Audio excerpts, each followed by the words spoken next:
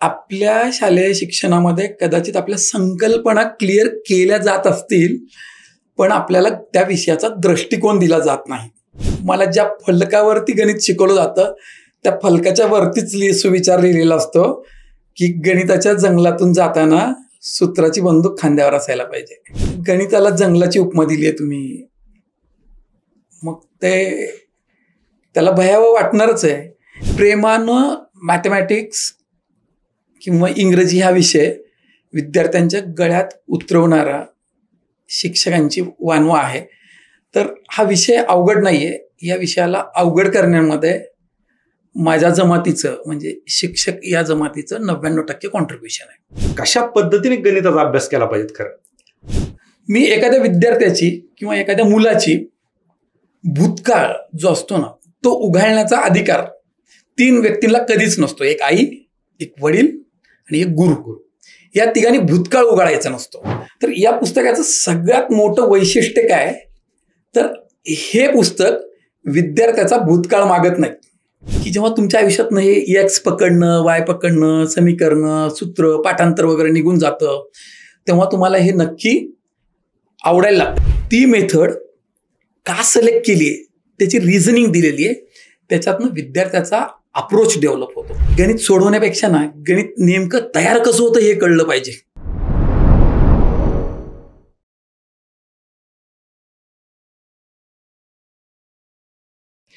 नमस्कार, मी किरण निंबोरे आणि आपण पाहताय वास्तव कट्टा. आपलं जर बालपण आठवलं तर शालेय जीवनामध्ये आपल्याला सर्वात अवघड जाणारे विषय म्हणजे गणित आणि इंग्रजी. कारण याची भीती आपल्या आधी जे शिकत असतात त्यांनी, पालकांनी आणि शाळेने देखील आपल्याला घातलेली असते की गणित अवघड असतं, इंग्रजी अवघड असतं. आणि बऱ्यापैकी विद्यार्थी गणित आणि इंग्रजीला आम्हाला 35 मार्क पाडायचे यासाठीच अभ्यास करत असतात, कारण त्यांचं टार्गेटच पास होणे असतं. ज्यावेळेस आपण स्पर्धा परीक्षेची तयारी करायला येतो त्यावेळेस काही परिस्थिती वेगळी नसते, कारण लहानपणापासून ज्याची भीती मनात बसलेली असते तेच गणित आणि तेच इंग्रजी स्पर्धा परीक्षेसाठी अतिशय महत्त्वाचं ठरतं आणि त्यावेळेस आपण माती घालतो, कारण आपल्याला ते अवघड जात असतं. खरं तर गणिताचा अभ्यास कसा केला पाहिजे, गणिताचा अभ्यास कसा करतो आपण, या विषयावरती चर्चा करण्यासाठी आणि गणिताची भीती दूर करण्यासाठी आज आपल्यासोबत आहेत गणित तज्ज्ञ संतोष वट्टमवार सर. सरांचं वास्तव कट्ट्यावर खूप स्वागत. नमस्कार. सरांची ओळख करून देणं तसं चुकीचं आहे, कारण सरांना स्पर्धा परीक्षेतले बऱ्यापैकी सगळेच विद्यार्थी ओळखतात. आणि सरांचं अंकगणित हे जे पुस्तक आहे हे आलेलं आहे. आता मार्केटमध्ये भरपूर गणिताची पुस्तकं आहेत, परंतु सरांनी विशेष काय या पुस्तकामध्ये दिलंय, खूप वेगळेपण आहे या पुस्तकामध्ये. खरं तर सर, हे पुस्तक काय आहे हे तर आम्हाला तुमच्याकडून जाणून घ्यायचं आहे. तत्पूर्वी गणित विषय का अवघड आहे आणि त्याची एवढी भीती का बसली हे जर तुमच्याकडून कळालं तर निश्चित पुढच्या चर्चेला मला जरा सोपं जाईल. तर या प्रश्नाचं एकाच शब्दात उत्तर देता येईल आपल्याला, मानसिकता. आपल्यापेक्षा आपल्या घरातली मोठी भावंड आपल्या पुढच्या वर्गात जर असतील तर आता बघ तुझी 10वीची बोर्डाची परीक्षा आहे, तुला आता बीजगणित चालू होतंय, तुला आता भूमिती चालू होते, आता बघ तुझी मज्जा. किंवा आता माझ्या मुलांचं 10वी चालू होणार आहे, बीजगणित भूमितीचं फार टेन्शन, म्हणजे आई वडीलच टेन्शन घेतात. असं म्हणजे त्या विषयाच्या प्रती आपल्यापेक्षा मोठ्या व्यक्तींचं घरातलं बोलणं सुद्धा तो सब्जेक्ट एक थ्रिटनिंग आहे अशा पद्धतीचं असतं. एक शालेय पातळीवरती जर गेलो आपण तर माझा असा सरळ दोष आहे की आपल्या शालेय शिक्षणामध्ये कदाचित आपल्या संकल्पना क्लिअर केल्या जात असतील, पण आपल्याला त्या विषयाचा दृष्टिकोन दिला जात नाही. संकल्पना आणि दृष्टिकोन खूप वेगवेगळ्या गोष्टी आहेत. आणि आपण शाळेमध्ये जर बघितलं ना तर त्याची सुरुवात कशी होते पहा. मला ज्या फलकावरती गणित शिकवलं जातं त्या फलकाच्या वरतीच सुविचार लिहिलेला असतो की गणिताच्या जंगलातून जाताना सूत्राची बंदूक खांद्यावर असायला पाहिजे. बरोबर. गणिताला जंगलाची उपमा दिली आहे तुम्ही, मग ते त्याला भयावह वाटणारच आहे. आणि आणखी एक कारण असू शकते असं की गणित आणि इंग्रजी विषयाचे सर म्हणा, शिक्षक म्हणा, प्राध्यापक म्हणा, तर खास स्वरूपाचे आणि मारहाण करणाऱ्यांची संख्या खूप जास्त होती. पाठांतर योग्य जर झालं नाही तर मारलं जायचं. प्रेमानं मॅथमॅटिक्स किंवा इंग्रजी हा विषय विद्यार्थ्यांच्या गळ्यात उतरवणारा शिक्षकांची वानवा आहे. तर हा विषय अवघड नाही आहे. या विषयाला अवघड करण्यामध्ये माझ्या जमातीचं म्हणजे शिक्षक या जमातीचं 99% कॉन्ट्रीब्युशन आहे. आम्ही सुधारलो पाहिजे. आम्ही तुमच्या परीक्षेच्या बियॉन्ड त्याला आम्ही जर दृष्टिकोन दिला, आपण इंग्रजीमध्ये अप्रोच म्हणतो, तर या विषयासारखा सोपा विषय कुठला नाही आहे. तुम्ही एकदा प्रिपेअर केलात तर तुमच्या आयुष्यभर असतो. या विषयाला रिव्हिजन नसतंय. बरोबर. एकदा तुम्हाला समज आली, तुम्ही बेरीज शिकले किरण, तर तुम्ही कितीदा रिव्हिजन केलंय बेरजेचं, तुम्हाला एकदा त्याची प्रोसेस कळली आहे. बरोबर. त्याच्यातला तुम्हाला दृष्टिकोन कळलाय, नेमकं कुठं वापरायचं हे कळलंय, तुम्ही वजाबाकी शिकली आहे, तुम्हाला फक्त काय कळलं त्याच्यातला दृष्टिकोन आलाय तुम्हाला. मग असं काय घडलं तुम्हाला की बेरीज येते, वजाबाकी येते, गुणाकार येतो, भागाकार येतो, गणित येत नाही. या 4 प्रक्रियांच्या पुढे जाऊन कुठली प्रक्रिया गणितामध्ये? मग मला माझ्या आत्तापर्यंतच्या अनुभवावरून असं वाटतं की जो अप्रोच किंवा जो दृष्टिकोन आम्ही गणित शिकवताना बेरीज वजाबाकी गुणाकार भागाकाराच्या बाबतीत देण्यामध्ये सक्सेस झालो, त्याच्या पुढे त्याच्या ॲप्लिकेशन्सवरती आम्ही देण्यात सक्सेस झालो नाही. थोडक्यात सांगायचं झालं तर गणित या शब्दाची खूप म्हणजे गणित जमणं या शब्दाची थोडक्यात व्याख्या जर करायची असेल ना, तर गणितातल्या क्रियांचा तुम्हाला क्रम ठरवता आला पाहिजे. आणि क्रम ठरवण्यासाठी तुम्हाला तुमचा दृष्टिकोनच पाहिजे. बरोबर. आणि तो दृष्टिकोन विकसित झाला पाहिजे. बरोबर. आणि तो काही आता काही लगेच तर काही विकसित होणार नाही, पण याच्या मागे तुम्ही सांगितलेले सगळेच फॅक्टर जबाबदार आहेत. ठीक आहे, आपण त्या विषयावर नाही, आता दृष्टिकोन लगेच सुधारता येणार नाही असं नाही. लगेच दृष्टिकोन सुधारतो. कसं? आता मी आता तुम्हाला पाहिलं, समजा एकदम सुटाबुटात पाहिलं आणि तुम्हाला एका साध्या कपड्यावरती पाहिलं, तर माझे 2 थॉट्स असतात तुम्हाला पाहिल्याच्या नंतर. सुटाबुटातल्या किरणला पाहिल्याच्या नंतर माझ्या डोक्यामधल्या विचाराची चक्र वेगळी चालतात आणि सामान्य किरणला पाहिल्याच्या नंतर एका वेगळ्या प्रकारची डोक्यामध्ये चालतात. एकाच किरणच्या बाबतीमध्ये माझ्या डोक्यामध्ये 2 वेगवेगळ्या प्रकारचे थॉट प्रोसेस येतात, एकाच वेळेला येत आहेत. तर गणिताच्या बाबतीमध्ये पण दृष्टिकोन लगेच बदलता येतो. फक्त तुम्हाला तुमची तयारी असली पाहिजे त्याच्याकडे बघण्याची. म्हणून म्हणालो मी की तुम्हाला दृष्टिकोन महत्वाचा आहे गणितामध्ये. तुम्ही आता जस्ट एक पुस्तक आलं मॅथ-इश नावाचं, स्टॅनफर्डच्या जो बॉयलर नावाची एक लेडी आहे, ती तिच्या पुस्तकामध्ये तेच सांगते की गणित या विषयाच्या बाबतीमध्ये शिक्षकांचा दृष्टिकोन बदलला पाहिजे. शिक्षकांचा दृष्टिकोन जर बदलला तर त्यांच्या विद्यार्थ्यांचा त्याच्याकडचा पाहण्याचा दृष्टिकोन बदलतो. सुरुवात खरी शिक्षकांपासून झाली पाहिजे. नक्कीच आपण त्या विषयावर परत येऊ. परंतु आपण आता स्पर्धा परीक्षेची तयारी करतो. तुम्ही स्पर्धा परीक्षेच्या विद्यार्थ्यांना गणित शिकवता, म्हणजे अजूनही शिकवावं लागतं आपल्याला. ती खूप दुर्दैवाची गोष्ट आहे कुठलाही सब्जेक्ट असो. म्हणजे आपण जे 4वी 5वी 6वीला शिकलोय ते आत्ता शिकावं लागतंय. पण चला, गरज आहे त्याची म्हणून तुम्ही शिकवताय, त्याच्यामुळे विद्यार्थी शिकतायत. तर कशा पद्धतीने गणिताचा अभ्यास केला पाहिजे खरं? आता स्पर्धा परीक्षेच्या बाबतीमध्ये आपल्याला आपला अप्रोचच वेगळा इथला. आपण 10वी पर्यंत जर गणित या विषयाचा पेपर पाहिला तर साधारण मला वाटतं 2.5 ते 3 तासाचा एक वेळ भेटतो आपल्याला. आणि त्या परीक्षेमध्ये आपण हायेस्ट एंडला जाऊन म्हणजे अति जास्त टोकावरती जाऊन जर विचार केला तर 20 प्रश्न सोडवावे लागतात. बरोबर. पण आज आपण स्पर्धा परीक्षा जेव्हा देतो तेव्हा आपल्याला 100 क्वेश्चनचा एक बंच असतो. ऑब्जेक्टिव्ह टाईप जरी असले तरी त्याच्यामध्ये ऑप्शन्सची देण्याची आयोगाची पद्धती वगैरे आहे. लिंक्ड ऑप्शन देतात. 4 ऑप्शन्स देऊन मग खाली आपल्याला 1 व 2 असू शकतं, 3, 4 असू शकतं, असे लिंक देतात. तर आपल्याला वाचण्यात वेळ जातोच, राईट. आणि आपल्याला किती वेळ येतो? 1 तासाचा वेळ येतो. आपण कंबाईनच्या बाबतीमध्ये बोलतोय समजा, किंवा राज्यसेवेच्या बाबतीत घेतलं आपण तर 1.5 तासाचा वेळ येईल. UPSCच्या बाबतीत बोललं तर 1.5 तासाचा वेळ येईल. पण नंबर ऑफ क्वेश्चन्स तर भरपूरच आहेत. बरोबर आहे. म्हणजे शालेय पातळीवरती तुम्ही वापरत असलेल्या मेथड्स आणि स्पर्धा परीक्षेमध्ये आता तुम्हाला आवश्यक असणाऱ्या मेथड्स याच्यामध्ये आता तुम्हाला डिफरन्शिएट करावं लागतंय. त्याच्यामुळं विद्यार्थ्यांनी आत्तापर्यंत काय केलंय किंवा त्याचा अप्रोच काय होता हा काही मॅटर आता असणार नाहीये.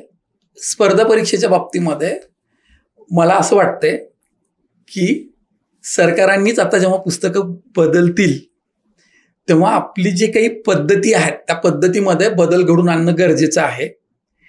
किरण सांगायला आनंद वाटेल मला इकडं, आपलं गणिताचं जे क्षेत्र आहे भारतीयांचं ते फार पुरातन काळापासून आहे. त्याच्या मेथड्स अमेझिंग आहेत.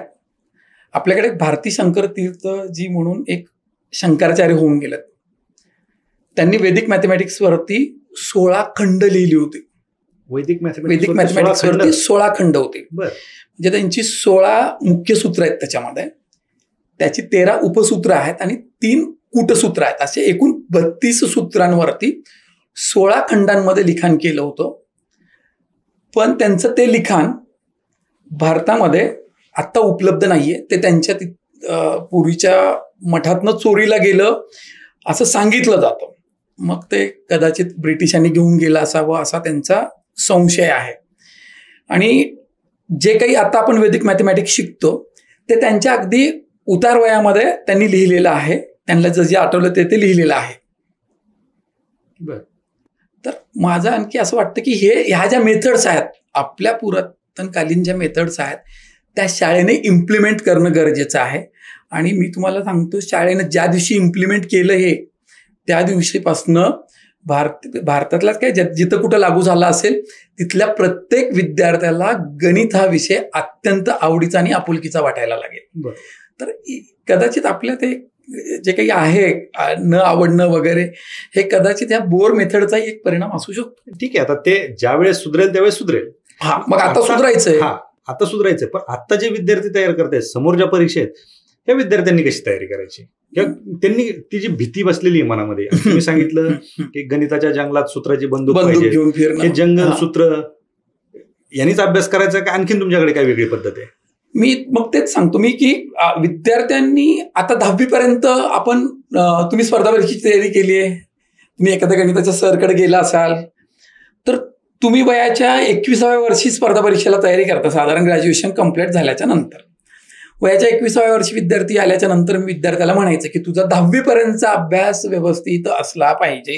ग्रॅज्युएशन झाल्याच्या नंतर शिक्षकच म्हणून मी सांगतो विद्यार्थ्याला की तुझा अभ्यास चांगला असला पाहिजे. बघा कशी शोकांतिका येते. मी एखाद्या विद्यार्थ्याची किंवा एखाद्या मुलाची भूतकाळ जो असतो ना तो उघडण्याचा अधिकार 3 व्यक्तींना कधीच नसतो. एक आई, एक वडील आणि एक गुरु. या तिघांनी भूतकाळ उघडायचा नसतो. वर्तमानात काय चाललंय त्या मुलाचं आणि त्याला भविष्यात कुठे घेऊन जायचंय याच्यावरती काम झालं पाहिजे. म्हणून मी माझ्या विद्यार्थ्यांना कधीच सांगत नाही की तुझा 10वी पर्यंत खूप चांगला असला पाहिजे, कारण ती वेळ गेली आहे, ती काळ गेलाय. बरं ठीक आहे, 10वी पर्यंत मी तुमचं चांगलं करून घेतलं. 10वी पर्यंतच्या कुठल्या मेथड्सनी स्पर्धा परीक्षेमध्ये वेळ वाचावा म्हणून 10वी पर्यंतची पुस्तकं डिझाईन झाली आहेत? कुठलीच नाही. तुम्ही समीकरणांनी जर एखाद्या चॅप्टरचं एखादं उदाहरण सोडवत असाल, तुम्ही समीकरण मांडणं आणि समीकरण सोडवणं जो काही वेळ लागतो तेवढ्या वेळेमध्ये स्पर्धा परीक्षेत शक्य आहे का? नाही, ते शक्यच नाही आहे. म्हणून तुमचं 10वी पर्यंत काय झालंय हे महत्वाचं नाहीये.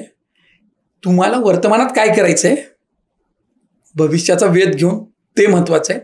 स्पर्धा परीक्षेचा अभ्यास करणाऱ्या विद्यार्थ्यांना माझं एकच सांगणं, म्हणजे स्पर्धा परीक्षा म्हणजे नुसतं एमपीएससीच नका घेऊ तुम्ही. 8वीची स्कॉलरशिपची परीक्षा देणाऱ्या विद्यार्थ्यालाही माझं सांगणं आहे की त्या परीक्षेची रिक्वायरमेंट काय, त्याला काय अपेक्षित आहे, आणि ते जो काही वेळ आलाय त्या वेळेच्या आत मी कसा क्रॅक करेल आणि त्याच्यासाठी असलेल्या उपलब्ध पद्धतींचा विद्यार्थ्यांनी शोध घेणं गरजेचं आहे. आता विद्यार्थ्यांनी खरं तर शोध नाही घेतला पाहिजे. मी परत तेच सांगतोय. हे कर्तव्य माझे एक शिक्षक म्हणून शिक्षकाची कर्तव्य आहे. मी माझ्या मुलाला म्हणतो का की तुला भूक लागली आहे तर तुझ्या अन्नाचा शोध तूच घेतला पाहिजे. वडील म्हणून मी माझ्या मुलासाठी अन्नाचा शोध मी घेतो, मी फीड करतो माझ्या लेकराला. मग विद्यार्थी जेव्हा माझ्याकडे येतो ना तर त्याची ज्ञानाची भूक कुणाची आहे? त्याची आहे. मी त्याच्या ज्ञानाचा भूक पूर्ण करणारा शिक्षक आहे. मी बदललो पाहिजे, मी पुस्तकं वाचली पाहिजेत, मी त्या पद्धतीनं घडलो पाहिजे आणि त्या पद्धतीनं विद्यार्थ्याला घडवण्यासाठी प्रयत्न केले पाहिजेत. आणि गणितामध्ये खूप बदलतं. एक गणित असेल ना तर तुम्ही त्याला 10 वेगवेगळ्या अप्रोचनी, मी आत्ताच सांगितलं, की तुमचा दृष्टिकोनच लागतो, तर तुम्ही वेगवेगळ्या 10 पद्धतीनं त्याला सॉल्व्ह करू शकतो. आणि याच्यावरती शिक्षकांनी काम केलं पाहिजे. आणि हे काम करताना विद्यार्थ्याचा इंटरेस्ट कसा वाढला पाहिजे याच्यावरती काम झालं पाहिजे. अगदी बरोबर. आता थोडंसं आपण तुमच्या पुस्तकाकडे, आता तुम्ही एवढं सगळं सांगितलंय खरं, मग आता हे जे पुस्तक आहे काय आहे याच्यामध्ये, हे जे तुम्ही बोललात हे याच्यामध्ये आहे? हा सगळं तसा प्रयत्न केलाय आता तरी. मी आता नाव घेतलं होतं परमपूजनीय शंकराचार्यांचं, तर त्यांचं जे काही वैदिक मॅथमॅटिक्सचं जे काही लिखाण आत्ता उपलब्ध आहे ते आमच्या पूर्वजन्म संयोगाने आम्हाला त्याचा अभ्यास करायला भेटला. ते जे साहित्य आहे ते पूर्णतः संस्कृतमध्ये आहे. आणि त्याचं भाषांतर जरी केलं असलं, आता बरीचशी बाजारात वैदिकची पुस्तकं आहेत, तर ती सहज सोप्या भाषेत उमगतील अशा पद्धतीची पुस्तकं नाही आहेत. मग माझ्या डोक्यामध्ये बऱ्याच वर्षापासून हा विचार चालू होता. पण मला या पुस्तकाचं काम करणारा माणूस भेटायला पाहिजे असंही एक त्याची रिक्वायरमेंट होती. लॉकडाऊनमध्ये तसा माणूस भेटला आणि मग त्या पुस्तकाच्या मांडणीला चालू केलं आपण. तर या पुस्तकाचं सगळ्यात मोठं वैशिष्ट्य काय, तर हे पुस्तक विद्यार्थ्याचा भूतकाळ मागत नाही. ओके. तुझं 10वी पर्यंत गणित चांगलं पाहिजे हे पुस्तकाची रिक्वायरमेंटच नाही. या पुस्तकाची रिक्वायरमेंट काय, तुला मराठी वाचता येते का, आणि तुझं वाचन संयमानं आहे का. संयम लागतो, थोडं शांततेनं वाचलं पाहिजे. एमपीएससी संयमाची परीक्षा. तर तुम्हाला संयमाने वाचता येतं का. आणि मग याच्यामध्ये समीकरणं, पाठांतर, पाडे, सूत्र या सगळ्यांना छेद दिलेला आहे. त्याची गरजच ठेवली नाही. ते फळ्यावरचे सूत्र तुम्ही ते सगळं बंद असते, की त्याचा काही विचारच नाहीये. आणि याच्यामध्ये, आणि हे माझं नाहीये, हे आपल्या पूर्वजांचं आहे. फक्त मी त्या मेथड्स या पुस्तकामध्ये, आपल्या स्पर्धा परीक्षेमध्ये एखादा प्रॉब्लेम आला तर ती मेथड इथं कशा पद्धतीने विचार करून अप्लाय करायची एवढं आपण तिथं काय केलेलं आहे, सांगितलेलं आहे. आता मेथड्स अप्लाय करताना, आता हे पुस्तक सेल्फ स्टडीसाठी केलेलं आहे. मी तर म्हणतो की तुम्ही पुस्तक घेतल्याच्यानंतर टीचरची गरज नाही पडली पाहिजे. मी समजा आता आपण पॉलिटिकल सायन्सचं एम लक्ष्मीकांतचं पुस्तक वाचतोय, तर वाचताना माझं जर धैर्य असेल, संयम असेल माझ्याकडे, तर मी नोट्स काढणारा वगैरे मला सवय असेल, तर मला शिक्षकाची गरज भासत नाही एका लेवलला जाऊन. हे पुस्तक, या पुस्तकामध्ये गणितासाठी मी त्या लेवलला नेऊन ठेवायचा प्रयत्न केलाय. मग काय केलं, तर एखादी मांडणी आहे, तर त्या मांडणीच्या रिक्वायरमेंट्स काय, मग ते कशा पद्धतीनं वापरता येतं त्याच्यावरती एक उदाहरण सोडून दिलेलं आहे. मग त्याच्या खाली तसेच 3-4 एक्झाम्पल्स आपण दिलेले आहेत की तुम्ही त्या पद्धतीचा वापर करून प्रश्न सोडून बघा. आणि मला खात्री आहे की जेव्हा तुमच्या आयुष्यातनं हे एक्स पकडणं, वाय पकडणं, समीकरणं, सूत्र, पाठांतर वगैरे निघून जातं, तेव्हा तुम्हाला हे नक्की आवडायला लागतं. एक विशिष्ट स्ट्रक्चर आहे. आणि असं नाही की एक चॅप्टर आहे त्याच्यात 10 स्ट्रक्चर दिलं, असंही नाहीये. एक चॅप्टर हार्डली, आता मोठा चॅप्टर असेल तर 1-2 कन्सेप्ट, 3 कन्सेप्ट, 3 पेक्षा जास्त कन्सेप्ट कुठल्या चॅप्टरमध्ये नाहीये. 1 कन्सेप्ट 1 चॅप्टर, अशा पद्धतीने या पुस्तकाची मांडणी केली आहे. याच्यामध्ये सगळ्यात जास्त वैदिकच्या मेथडचा आपण वापर केलेला आहे. आणि त्या वापरातनंच ह्या पुस्तकाला आपण डेव्हलप केलेलं आहे. आणि तिथं जे काही मांडलंय त्याच्या आजूबाजूला जे काही लिहिलंय, तर ते विद्यार्थ्याच्या मनामध्ये जर काही प्रश्न निर्माण झाला तर त्याचं उत्तर तिथंच त्याला काय असेल, उपलब्ध असेल. ओके. म्हणजे याचा अर्थ असं म्हणायचं की पुस्तक वाचल्याच्या नंतर क्लास करायची गरज नाही. माझी अपेक्षा ती आहे. म्हणजे तुमचा क्लास आहे, हा, तुमच्याकडे पण यायची गरज, काय गरज आहे इथपर्यंत तुम्ही याच्यामध्ये. मला एक सांगा, मी नांदेडवरनं बिलॉंग करतो. माझ्या इथं गुरु गोविंद सिंगजींची समाधी आहे. ग्रंथ हेच गुरु सांगून गेलेत त्यांनी. मग आम्ही त्या मातीतला आहे मी, तर मग माझी इच्छा तीच होती की माझा ग्रंथच गुरु झाला पाहिजे. ओके. हे विद्यार्थ्याला सेल्फ पोहोचलं पाहिजे. अच्छा. त्याचं त्याला रीड करता आलं पाहिजे. आणि तुम्ही सेल्फ स्टडीमधनं जर एखादा विषय प्रिपेअर करत असाल ना, गायडन्स लागतं, पण सेल्फ स्टडीमधून जर तुम्ही तुमचं स्वतः करत असाल, खास करून गणित विषय, तुमचा कॉन्फिडन्स एका वेगळ्याच लेवल, आत्मविश्वास एका वेगळ्याच लेवलला निघून जातो. अरे हे मला जमतंय की. आणि गणितात आवड न निर्माण होण्याचं कारण काय हो? अरे हे जमलं नाही, आलं नाही, हे म्हणूनच झालेलं आहे ना, ह्यातनं नक्की येईल. बरोबर. पण आता तुम्ही ह्याच्यामध्ये सांगितलं की तुम्ही काही मेथड दिलेत. हो, म्हणजे एका चॅप्टरला एक किंवा दोन मेथड्स दिलेत. मग हे जे सूत्र तुम्ही काढून मेथड दिली, मग सूत्र आणि मेथड याच्यात फरक काय नाही? आता आपण एखादं चक्राळ व्याज नावाचा एक चॅप्टर येतो बघा, बरोबर, किंवा सरळ व्याज नावाचा एक चॅप्टर येतो. बरोबर. मी या चॅप्टरची सिलेक्शन एवढ्यासाठी केलं की आपण आपल्या ग्रामीण भागात वाढलेले आहेत आपण, तर आपल्याला व्यवहार वगैरे अडाणी लोक कसे करतात माहिती. बरोबर. स्पर्धा परीक्षेची तयारी करणाऱ्या प्रत्येक विद्यार्थ्याला जर मी विचारलं की सरळ व्याजाचं सूत्र काय, P गुणिले N गुणिले R भागिले 100. बरोबर. चक्रवाढ व्याजाचं सूत्र काय, P inside the bracket 1 + R/100 bracket close to the power N - P. स्पर्धा परीक्षेच्या 99% विद्यार्थ्यांना हे दोन्ही सूत्र पाठ आहेत. 99%. बरोबर. सरळ चक्रवाढ व्याज आणि सरळ व्याजाची गणित का सुटत नाही? सूत्र पाठ असूनही सुटत नाही. कुठे येतं? सगळ्यात अवघड मानला जातो चॅप्टर विद्यार्थ्यांच्या दृष्टिकोनातून. बरं. येतच नाही प्रॉब्लेम. आणि 2च सूत्र आहेत. बरोबर. फक्त किमती टाकायच्या तरी का सुटत नाही? कारण सूत्र हे तुम्हाला तुमच्या मानसिकतेला धरून केलेलं आहे की तुला तिथं लक्झरी वाटली पाहिजे. तुमची संकल्पना काय म्हणता येईल त्याला, संकल्पना तुमची क्लिअर केलेली नाहीये तिथं. बरोबर. तुम्हाला एक फ्रेम दिलाय, चप्पल इथं सोडते, तिथंच सोड. का सोडायची ते नाहीये माहिती. ठेव किमती, दे उत्तर, अशा पद्धतीचं तुमचं काय झालेलं आहे, ते स्ट्रक्चर्स तयार झालेत. याच्यामुळे काय झालंय, तुम्ही विचारच केला नाही. तुम्ही प्रॉब्लेम वाचलाय, अनालिसिस केलाय, त्याचं समजून घेतलंय, त्याला काहीतरी एक अप्रोच बघितलंय त्याच्याकडं एक्झॅक्ट काय होतंय. आता हेच गणित, हेच चक्रवाढ व्याज आणि हेच सरळ व्याज आपण आपल्या गावातल्या एक 60 आणि 70 वर्षाच्या माणसाकडे बघून सॉल्व्ह करूयात. 60-70 वर्षाच्या आपल्या गावातल्या अशिक्षित माणसाला चक्रवाढ आणि सरळ व्याजाचं सूत्र माहितीये का? नाही. पण माझी खात्री आहे की ते लोक ज्या वेगामध्ये एखाद्या प्रश्नाचं उत्तर देते त्याच वेगामध्ये सूत्र वापरणारा MSc झालेला पोरगा देऊ शकत नाही. आपण दैनंदिन आयुष्यात बघतो. आपण आज आडतवरती व्यवहाराला गेलो आपण, तर आपल्या पोरांना कॅल्क्युलेटर लागतं. ते कॅल्क्युलेटर घेतात का? आडत किती टक्के आणि बरं असंही नाही की खूप काही पूर्णांकातले आकडे असतात.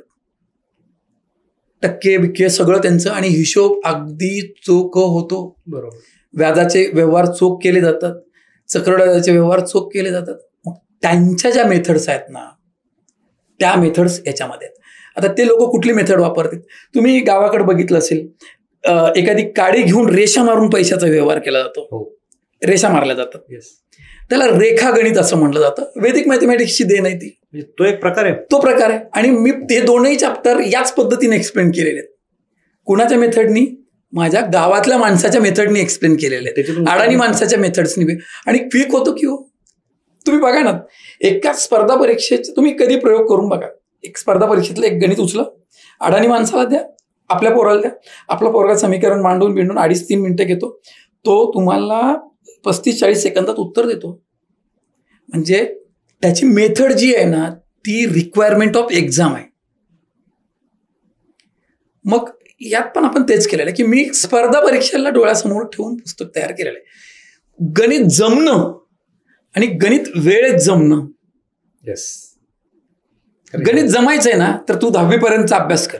तुला गणित वेळेत जमावं अशी तुझी इच्छा असेल, पुस्तकातनं अभ्यास कर, वैदिक परंपरेचा अभ्यास करा. आणि आपला पहिला प्रश्न होता की गणिताची भीती कशी घालवावी.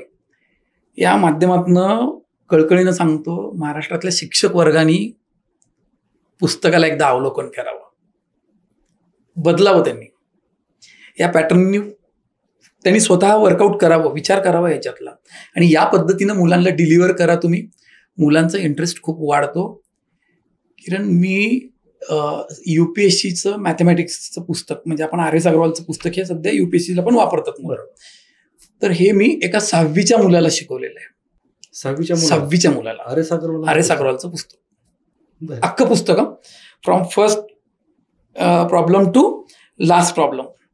आणि हे शिकवत असताना मी त्याच्यासमोर फार झालं तर 15 मिनिटं वगैरे त्याला कन्सेप्ट सांगायचो आणि वर्कआउट करायचो. मी मेंदू ट्रान्सप्लांट केलं नव्हतं त्याचं. मी त्या लेकराला एक अप्रोच दिला होता, त्याला कसं बघतात प्रॉब्लेमकडं. आणि एक मिनिमम रिक्वायरमेंट असते, प्रत्येक गोष्टीची एक मिनिमम रिक्वायरमेंट असते. तुम्ही मिनिमम रिक्वायरमेंटवर काम केलं त्याच्यात, एवढंच करायचंय. आणि एखादा प्रॉब्लेम घेतल्याच्या नंतर त्याला विचार कसा करायचा. म्हणून या पुस्तकामध्ये आणखी एक काम केलेलं आहे मी. प्रॉब्लेम दिला की लगेच सोल्युशन नाही दिलं मी. प्रॉब्लेम दिला ना की मला इन्फॉर्मेशन काय दिली आहे आणि ही इन्फॉर्मेशन दिली आहे म्हणून मी आता याच्या थॉट प्रोसेसची लिंक कशी केली पाहिजे. काहीतरी विचार असतो ना. बरोबर. बाजारातल्या इतर पुस्तकांच्या बाबतीमध्ये आणि या पुस्तकांच्या बाबतीतला एक मेजर डिफरन्स सांगतो मी तुम्हाला, की गणित जमावं म्हणून पुस्तकं लिहिली आहेत, तर हे गणित वेळेत जमाव म्हणून लिहिलेलं आहे. ओके. याच्यातल्या मेथड्स महत्वाची नाही आहे. त्याच्या आधी मी एखादी मेथड सिलेक्ट का करतो हे कुठल्याच पुस्तकामध्ये एक्सप्लेन केलेलं नसतं. तर मी तिथं थॉट दिलेलं आहे की बाबा ही अशी अशी परिस्थिती दिली आपल्याला आणि अशी परिस्थिती जर असेल तर आपण या पद्धतीनं काय केलं पाहिजे, प्रॉब्लेम विचारात घेतला पाहिजे. एक एक्झाम्पल म्हणून सांगतो. तुम्ही आता MPSCचा अभ्यास केलाय, आपल्याकडं ते एक प्रश्न येतो बघा की एक परीक्षा झाली आहे, त्याच्यामध्ये 50 प्रश्न होते, एका विद्यार्थ्यांनी सगळेच सोडवले, चुकीचा प्रश्नाला एवढे गुण कटतात त्याचे, तर बरोबर प्रश्नाला एवढे गुण मिळतात, तर त्यांनी किती प्रश्न बरोबर सोडवले काय वगैरे असा प्रश्न येतो एक परीक्षेला. मग आता या प्रश्नाला मोस्ट ऑफ द टीचर्स तू ऑप्शनवरून जा असं सांगतात. किती ऑप्शन्स आहेत? 4 ऑप्शन्स. 4 ऑप्शन्स चेक करत बसायचे, 4 पट वेळ जाईल. बरोबर. तर मग माझं म्हणणं काय, ऑप्शनवरून नाही जायचं, प्रश्नाकडून डायरेक्ट ऑप्शनवर जायचं. ऑप्शनवरून प्रश्नाकडे कसं काय जायचं? बरोबर. आता खूपच साधा आहे. मला मिळालेले योग्य प्रश्नाचे मिळालेले गुण जे काही असतील ते चुकीच्या प्रश्नामध्ये माझे काहीतरी गुण कटणार आहेत. बरोबर. ते असं सगळं मिळून मला मिळणारे गुण असतील. बरोबर. हे आणि हे असं मिळून होतो. बरोबर. मिळून म्हणजे काय कन्सेप्ट आहे? मिक्सचर आणि अलिगेशन आहे. मग आता तिथं सांगितलेलं असं की आता हे असं आहे, हे असं आहे, हे दोन्ही एका जागी केले म्हणून मिक्सचर अलिगेशनची कन्सेप्ट वापरलेली आहे. मग तू मिक्सचर अलिगेशनच्या पद्धतीनं विचारात घे.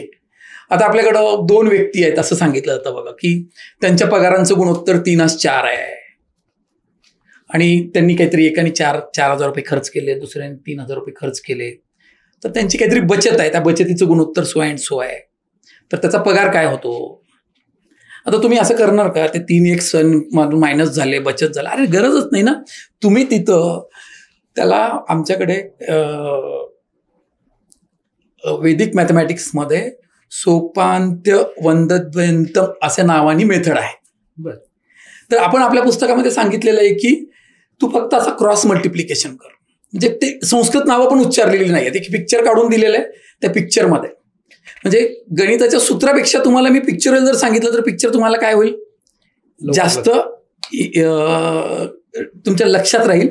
आणि आपण ते थ्रू कलरफुल पण केलंय की ते तुम्हाला वाचताना एक हे व्हावं, प्रसन्न वाटावं, या दृष्टिकोनातनं पण डिझाईन केलेलं आहे. म्हणजे पुस्तकाच्या प्रत्येक मांडणीमध्ये ती मेथड का सिलेक्ट केली आहे त्याची रिझनिंग दिलेली आहे, त्याच्यातनं विद्यार्थ्याचा अप्रोच डेव्हलप होतो. ओके.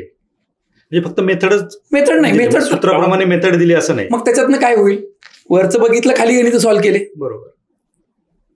मग तिथं तो परीक्षेच्या हॉलच्या बाहेर तर तो शेअरच असतो.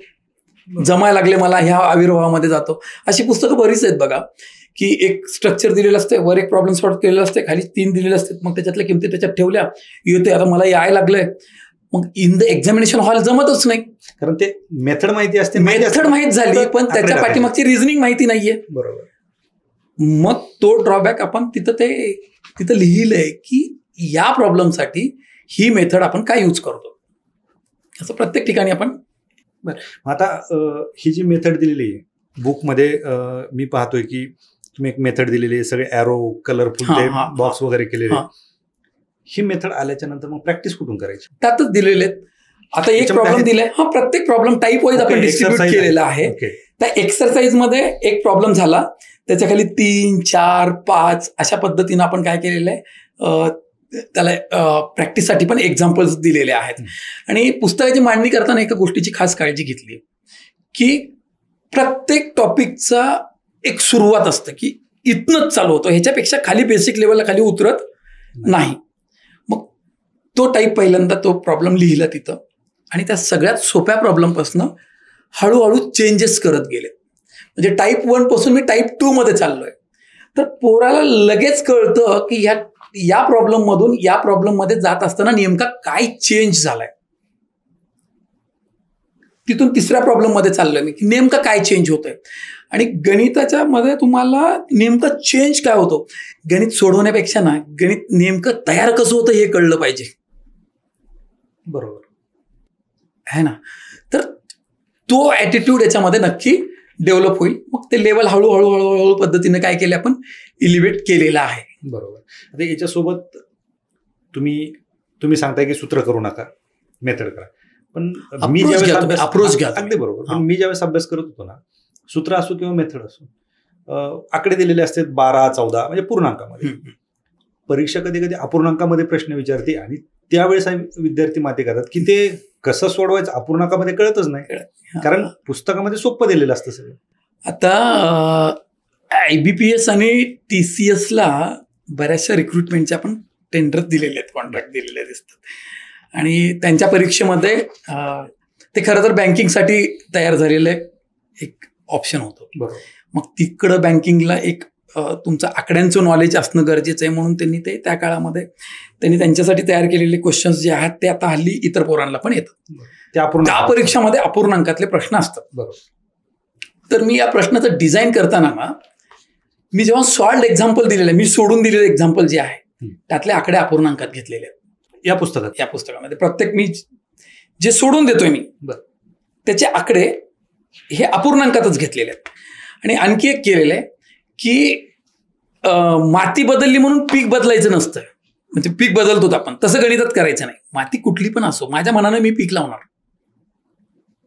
एकदम राजा माणसासारखं, कळलं. आणि लावलेलं पीक त्याला वाढवायचंच तिथं.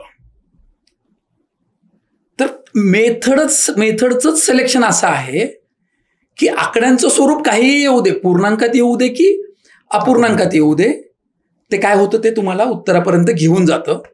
आणि त्यात तुम्हाला अपूर्णांकामुळे जी भीती नाही, समीकरण जर असेल ना तर नक्की तुम्हाला अपूर्णांकाचा त्रास तुम्हालाच काय, मला पण होतो. आता चक्रवाढीच्या सूत्रामध्ये जर कालावधी हा तुम्हाला 3.5 वर्ष, 4.25 वर्ष जर असं म्हणालं तर घातांक अपूर्णांकात निघून जातो. बरोबर. आपल्याला वर्ग लवकर घेता येत नाही, त्याचा अपूर्णांकातला घातांक कधी घेणार आपण. बरोबर. पण आपल्या वैदिक मॅथमॅटिक्सची देणगीच अशी आहे आपल्याकडे की तुमच्या अंकाच्या नेचरवरती नाहीये तिथं काहीच. मेथड्सच इतक्या सुंदर आहेत की तुमच्या आकड्यांचं स्वरूप काहीही असू द्या, त्या तुमचे वास्तव संख्या असू द्या की तुमच्या काल्पनिक संख्या असू द्या, जे रिअल नंबर्स असू द्या की त्या इमॅजिनरी नंबर्स असू द्या, त्या मेथड्स प्रॉपर वर्कआउट होतात. आणि अपूर्णांक आल्याच्या नंतर कशा पद्धतीनं हाताळला पाहिजे याच्यावरती पण मी नेहमी उदाहरण देत असतो. काय होतं बघा, मी उत्तरपत्रिकेवरती जर लिहिलं वर लिहिलं 55 आणि खाली लिहिलं 60, तर माझा प्रत्येक जण वाचतं बघा, शाळेत गेलेलाही असो न गेलेला असो, 60 पैकी 55 वापरतो. बरोबर. 60 पैकी 55 वाचत होतो. आणि 60 पैकी 55 जेव्हा वाचतो तेव्हा त्याला एक बोध होतो की त्याच्या डोक्यामध्ये काहीतरी एक थॉट येतो की काय झालंय नेमकं याच्यात. बरोबर. पण तेच मी 11/12 म्हणलं तर ते क्लिअरच होणार. 11/12 पट असं म्हणालो मी तुम्हाला, काय बोध होतो तुम्हाला. म्हणून तुमची वाचनशैली पण खूप महत्वाची असते. बरोबर. मग तुम्ही वाचलं कसं पाहिजे, तुम्ही एखाद्या गोष्टीकडे बघितलं कसं पाहिजे, हेही याच्यामध्ये मी काय केलंय, जसं जसं सुचलं तसं तसं ते त्याच्यात मांडण्याचा प्रयत्न केलेला आहे. मी नेहमी गमतीनं म्हणत असतो की अपूर्णांकामध्ये तुलना करायची आहे. 2/3 आणि 3/2 मध्ये मोठं कोण आहे. आता आपण वयस्कर मुलांना शिकवतो, प्रौढ मुलं असतात म्हणून आम्ही सहसा बाटलीचं उदाहरण देतो. 2 बाटल्यात तिघांमध्ये चांगलं का 3 बाटल्यात दोघात चांगलं? अख्खा वर्ग म्हणतो 3 बाटल्या दोघांमध्ये छान. वाट्याला कुठलं जास्त येतं? 3 बाटल्या 2 जण असले की सर वाट्याला जास्त येतं. म्हणजे माझा म्हणून एक्झाम्पल दिल्याच्या नंतर मी जो अप्रोच दिला ना एक्झाम्पलच्या माध्यमातून, अख्खा वर्गाला 3/2 आणि 2/3 नाही कळणार. 3 मध्ये 2 की 2 मध्ये 3? 2 मध्ये 3 हे कळणार तुम्हाला. बरोबर. म्हणून तुम्ही शिकवताना ना त्याचे जे व्यावहारिक बाजू आहेत गणिताच्या, त्या शिक्षकांनी समजून घेऊन त्या पद्धतीने व्यक्त होणं गरजेचं आहे. पर्सेंटेज नावाचा चॅप्टर शिकवत होतो मी आणि 2018-17ची गोष्ट असावी. UPSCच्या बॅचची पोरं होती सर. एकाने विचारलं की सर ठीक आहे, शिकायचं कशासाठी? मी हसत हसत म्हणालो की आपल्याला टक्केवारी घेता आली पाहिजे. बरं, कुठली? हा, आता प्रशासनात जायचे तर टक्केवारी घेता आली पाहिजे, हसत हसत बोललो. तो थोडासा म्हणजे त्याचा प्रश्न अगदी त्याला त्याचं उत्तर हवंच होतं. ते म्हणलं सर प्लीज मला उत्तर द्या सर. उत्तर दिलं पाहिजे. आता त्याला सांगितलं असं मी की हे बघ म्हणलं, आपल्याकडं मला 2 मुलं आहेत माझी. माझ्या मुलांना सांगितलंय की तुम्ही परीक्षेमध्ये चांगलं परफॉर्म जर केलं तर मी तुम्हाला काहीतरी प्राइज देणार आहे, कुठेतरी फिरायला घेऊन जाणार. पण 2 मुलं माझी 2 वेगवेगळ्या वर्गात आहेत आणि त्याच्यामुळं त्यांनी मला येऊन त्यांचे मार्क्स दाखवले. म्हणजे एका मुलाला 20 पैकी 18 मार्क्स मिळाले होते आणि एका मुलाला माझ्या 25 पैकी 21 मार्क मिळाले होते. आणि 25 पैकी 21 हे माझ्या लहान मुलाला मार्क मिळाले होते आणि मोठ्या मुलाला 20 पैकी 18 मिळाले होते. बारकं माझं कुठल्याच कंडिशन मध्ये ऐकायला तयार नव्हतं की पप्पा मला त्याच्यापेक्षा जास्त आहे. मला तुम्ही आता काय करा, मला प्राइज द्या तुम्ही. आता मी प्राइज द्यायचं कसं? तर मग मी त्याला सांगितलं की बाळा, त्याचा जे पेपर झालेला आहे तो वेगळ्या पद्धतीनं झालाय. त्याचा पेपर किती 20 मार्काचा झालाय, तुझा किती मार्काचा झालाय? 25 मार्काचा झालाय. मग तुझे पैकीचे मार्क आणि त्याचे पैकीचे मार्क वेगवेगळे आहेत की नाही? तो म्हणला हो. आपण एक काम करूयात की तुमच्या दोघांच्या पैकीचे मार्क आपण सारखे झाले पाहिजे, त्याची काळजी घेऊ. तसं नसतं पप्पा, आमच्या तर परीक्षा वेगवेगळ्या. नाही, आपण करू शकतो म्हणलं, इथं गणिताने आपण करू शकतो.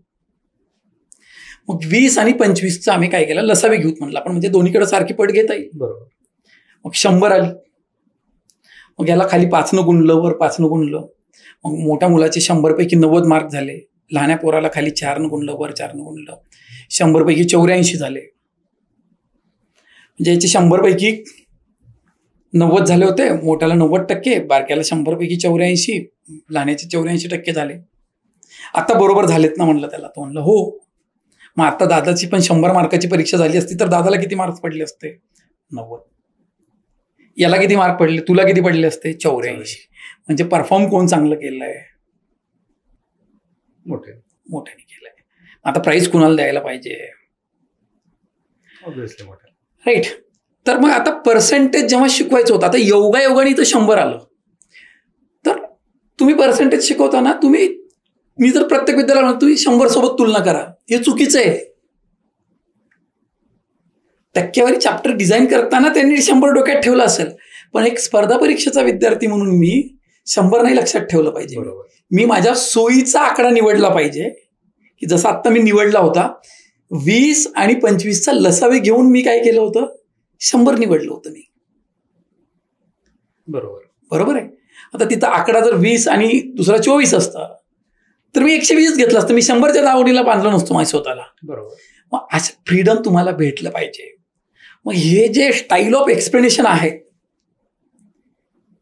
किंवा त्याच्या पाठीमागचे व्यावहारिक अस्पेक्ट्स जे आहेत ते आमच्या शिक्षक बांधवांनी डेव्हलप केले पाहिजेत. आजपर्यंत मराठी भाषेमध्ये असे अस्पेक्ट्स क्लिअर करणारे असं म्हणता येणार नाहीच आहेत पुस्तकं, आहेत पण त्या पुस्तकांपर्यंत आपण पोहोचत नव्हतो. पण आज आपण ते सगळे अस्पेक्ट्स यात क्लिअर होतील अशा पद्धतीनं आपण मांडलंय. विद्यार्थ्यांसोबत शिक्षकांनी याचा केलं पाहिजे. अगदी बरोबर. अजून काय वैशिष्ट्य आहेत पुस्तकाचे? आणखी जर सांगायचं झालं ना तर या पुस्तकाचं सगळ्यात चांगलं एक वैशिष्ट्य म्हणजे याला मांडताना एक परीक्षा डोळ्यासमोर ठेवली नाही मी, की ह्याच पर्टिक्युलर परीक्षेसाठी त्याच पर्टिक्युलर परीक्षेसाठी. आज स्पर्धा परीक्षेच्या सेक्टरमध्ये आलेला पोरगा प्रत्येक प्रकारचे फॉर्म भरतो, राईट. मग तो स्टेट गव्हर्नमेंटचा आहे का सेंट्रल गव्हर्नमेंटचा आहे हेही आस्पेक्ट ठेवले नाहीत. तर माझ्या पोरांनी एकदा विषय म्हणून प्रिपेअर केला पाहिजे, आणि नुसतं विषय म्हणून नाही. माझी रोजीरोटी झाली इकडं ठीक आहे, स्पर्धा परीक्षेमध्ये नाही झाली तर माझा विद्यार्थी किंवा ह्या पुस्तकाला वाचून जे ज्ञान मला मिळालंय ते मी पर्कोलेट करण्यासाठी तयार असेल ना खाली, तर एक चांगला टीचर घडवण्यासाठी पण हे पुस्तक तयार करण्याचा काटोकाट प्रयत्न केला. एक दुसरं, स्पर्धा परीक्षेची रिक्वायरमेंट लक्षात ठेवून मांडलेलं आहे. ते वेळ, प्रत्येक प्रॉब्लेमला वेळ हा फॅक्टर लक्षात ठेवलाय. विद्यार्थ्याला वेळच. तिसरी महत्वाची गोष्ट, सेल्फ स्टडी त्याचं त्यानं केलं पाहिजे, त्याला शिक्षकाची गरज भासली नाही पाहिजे, ह्याच्यावरती खूप जास्त काम केलंय.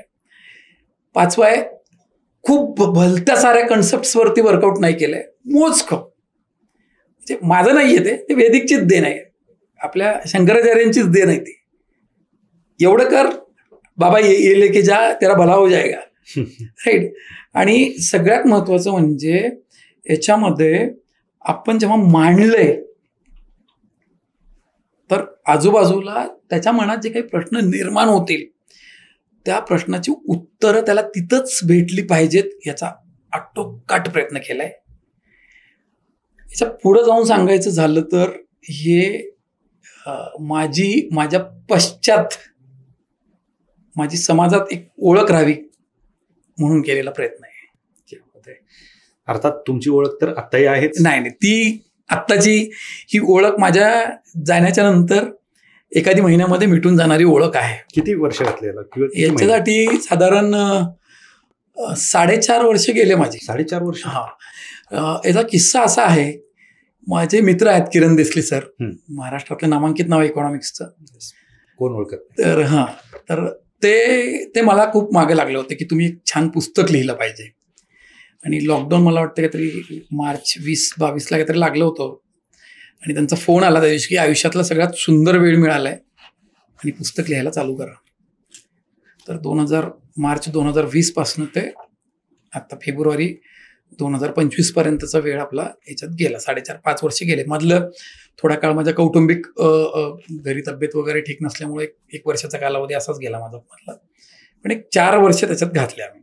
अर्थातच हे तुम्ही जसं लिहिलंय त्याच्यावरती की UPSC, MPSC, SSC, बँकिंग आणि तर सर्व स्पर्धा परीक्षेच्या विद्यार्थ्यांसाठी हे कामाला येणार आहे. पण त्याचा पण एक किस्सा आहे. या पुस्तकाला ब्लर्ब जे मिळालंय तो अच्युत गोडबोले सरांचा पाठीमागं तुम्ही पाहिला असेल. तर ते पुस्तक सरांना प्रचंड आवडलं. सर म्हणजे IIT मुंबईतले गोल्ड मेडलिस्ट आहेत ऍट दॅट टाइम, त्यांच्या टाइमचे मॅथमॅटिक्स मधलं एक नामांकित नाव आहे ते. त्यांना कोण ओळखत. हा.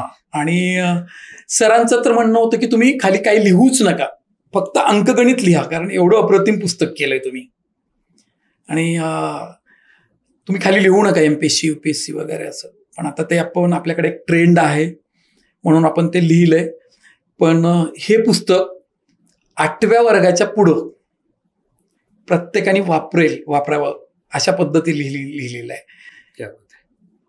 नक्कीच. खरं तर आणि सरांची आणखी एक अपेक्षा आहे, हे अंकगणितासाठीच लिहिलं तर असंच एखादं सुंदर पुस्तक बीजगणित आणि भूमितीसाठी सुद्धा लिहायला पाहिजेच असं माझ्याकडनं सरांनी वधवून घेतल्याच्या नंतरच ब्लर्ब दिलाय. क्या बात आहे. म्हणजे कारण त्यांना काहीतरी वाटलं असेल की या कंटेंटमध्ये तेवढा जोर आहे आणि तुम्ही देताल. सरांनी 2 महिने अभ्यास केला पुस्तकाचा अगोदर आणि नंतर ब्लर्ब दिला 2 महिन्याच्या नंतर. आणि बऱ्याच ठिकाणी सजेशन्स पण दिले सरांनी की या पेजवरती अजून असं केलं तर चालेल का, त्या पेजवरती तसं केलं तर चालेल का. तर मला ह्या गोष्टीचं आश्चर्य वाटलं की वयाच्या 74व्या वर्षी एक ना एक पान वाचून त्यांनी ब्लर्ब दिला आपल्याला. नक्कीच. खरं तर मी पण हे पुस्तक पाहिलं, कारण मी स्पर्धा परीक्षेची तयारी केलेली आहे. विद्यार्थ्यांसाठी खरंच फायदेशीर हे पुस्तक ठरेल. आणि निश्चितच वेळप्रसंगी वेळोवेळी आपण अंकगणित असेल किंवा ज्यावेळेस परीक्षा येतील त्यावेळेस तुम्हाला वास्तवकट्ट्यावरती पुन्हा एकदा आमंत्रित करू की कशा पद्धतीने. किरण, आणखी एक सांगायचं आहे की स्पर्धा परीक्षा केल्याच्या नंतर आपल्याला मनोवांछित जर यश मिळालं नाही तर आपण निराशेच्या गर्तेत गेलेल्या विद्यार्थ्यांची संख्या खूप लक्षणीय आहे. बरोबर. पण स्पर्धा परीक्षेच्या अभ्यासामध्ये जी ताकद आहे ती ताकद, मी गेटचा अभ्यास केलाय, मी GRE TOEFLचा अभ्यास केलाय, ती ताकद इतर कुठल्याही अभ्यासक्रमामध्ये नाहीये.